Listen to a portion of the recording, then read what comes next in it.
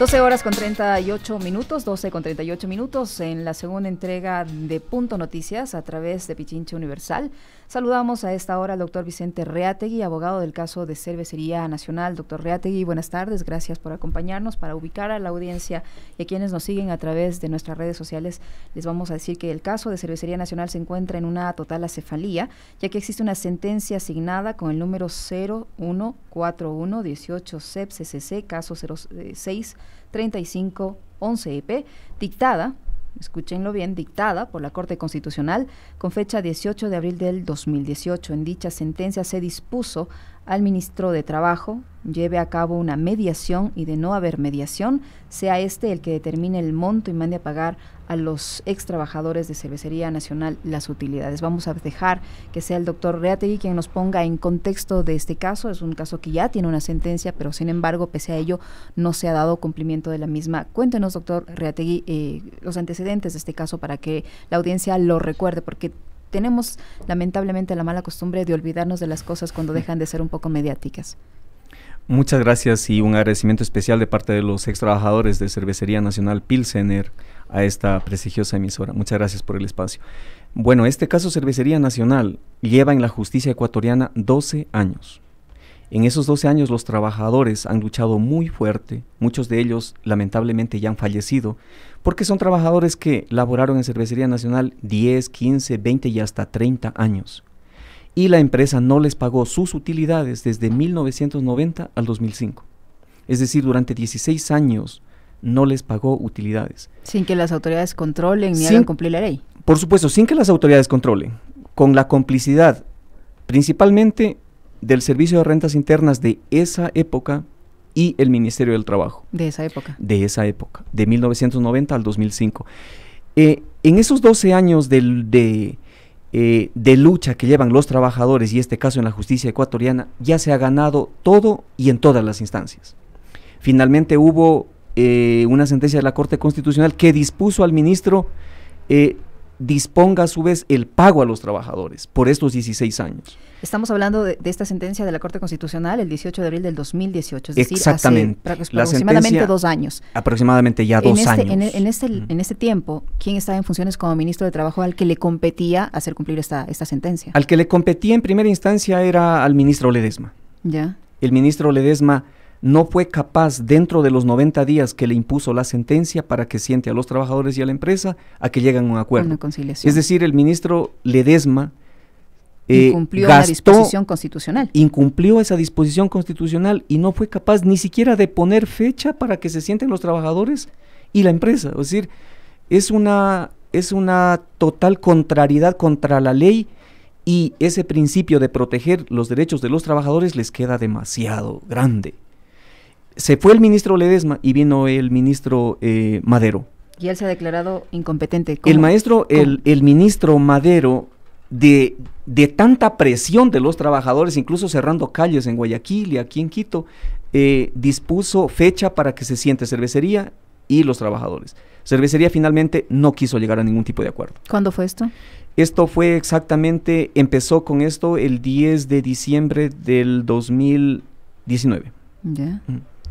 Y no hubo reunión, no hubo acuerdo. Por inasistencia de la empresa. Y ahí la sentencia lo que le dice, a ver, ministro, si es que los trabajadores y la empresa no se ponen de acuerdo, suscribe el acta de imposibilidad de la mediación.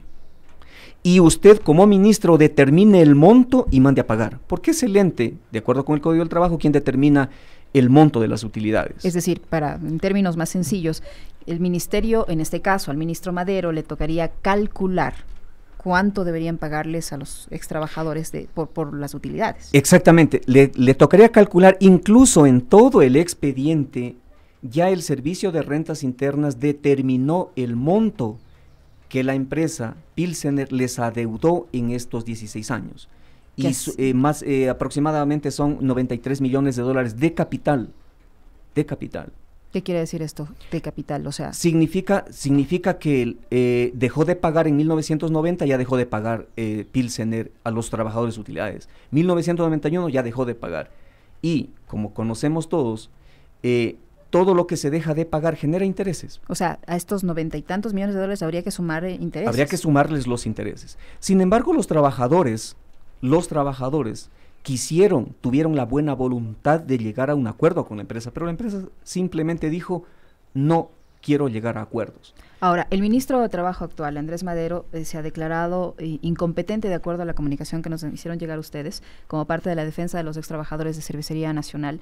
¿Qué significa esto de declararse incompetente? ¿Por qué él no se considera competente, valga la repetición del término, para resolver una situación que tiene que ver directamente con la defensa de los derechos de los trabajadores, que es la misión fundamental del Ministerio del Trabajo? Exactamente. Claro, ahora el punto es por qué se declara incompetente, y eso sí ya es risible y es un atentado incluso contra la Constitución y las leyes del Ecuador y en contra de los trabajadores.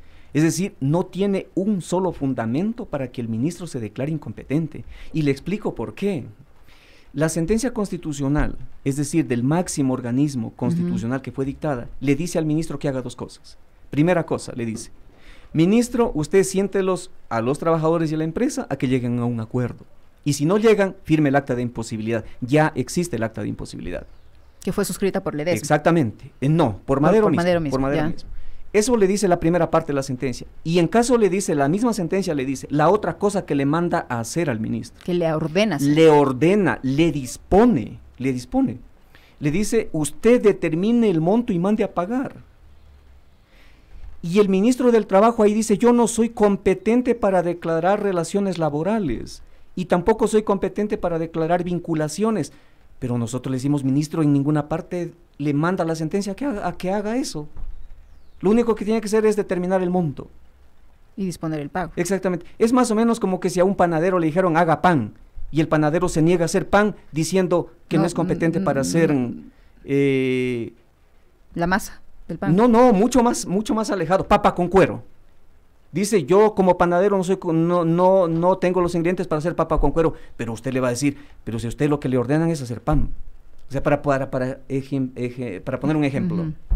Entonces, ese acto del ministro del Trabajo incluso está tipificado en el Código Orgánico Integral Penal. Es decir, está cometiendo delito penal el ministro al desobedecer una orden de autoridad competente.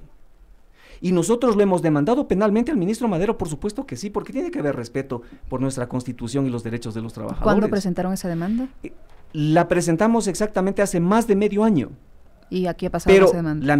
Pero la fiscal Diana Salazar, si es que me está escuchando, le hago aquí realmente un reclamo.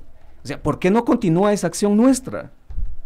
Y cuando Cervecería ha propuesto acciones penales, pues esas sí se van sumamente rápidas, tal como dice la ley. Es decir, demasiada tardanza y no nos hacen caso a los trabajadores porque se trata de los trabajadores. Es decir, cuando la empresa lo pide, la fiscalía actúa dentro de los tiempos procesales. Pero por supuesto que sí. Y cuando los trabajadores lo piden, al olvido. Se durmió el proceso ahí, está empolvándose en algún lugar. Exactamente, va al anonimato, o sea, al olvido, al completo olvido.